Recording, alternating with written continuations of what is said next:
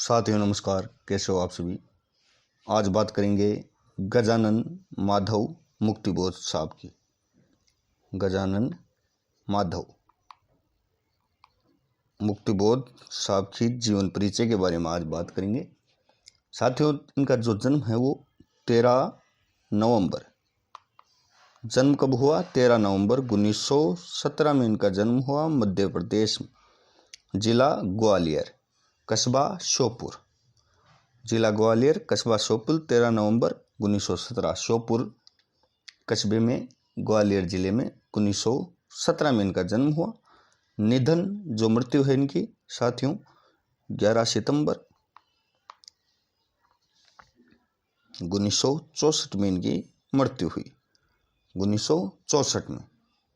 वर्ष 1938 में स्नातक किया। 1938 में किया स्नातक और 1954 में MA किया साथियों इन्होंने। MA 1954 में। 1938 में स्नातक, 1954 में MA।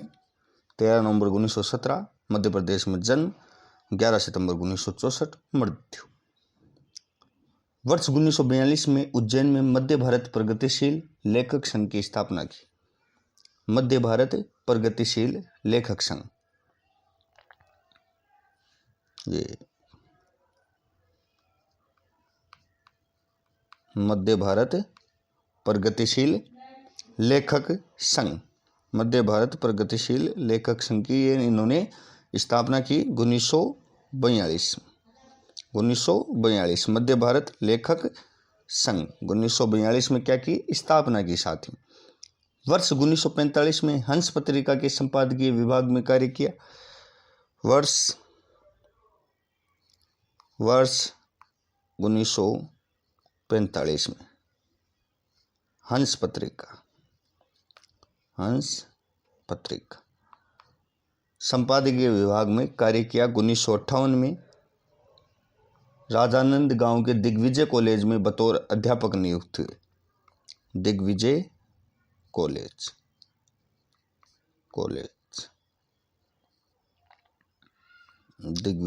कॉलेज कहाँ है ये? राजानंद गांव में। 1958 में अध्यापन कार्य किया। साथियों, जो मुक्तिबोध की जो रचनाएं हैं इनकी, मुक्तिबोध तार सप्तक के प्रथम कवि ये रहे। इनकी कविता की बात करें तो इनकी कविता पहली बार अज्ञेय जी द्वारा संपादित पत्रिका तार सप्तक में छपी। तार सप्तक किसके द्वारा? अज्ञेय जी द्वारा लिखे गए थे। अज्ञेय सच्चिदानंद हीरानंद वात्स्यायन अज्ञेय जी द्वारा। ठीक है, इसमें इनकी पहली कविता छपी तार सप्तक में। ठीक है, मुक्तिबोध के प्रथम कवि रहे, परंतु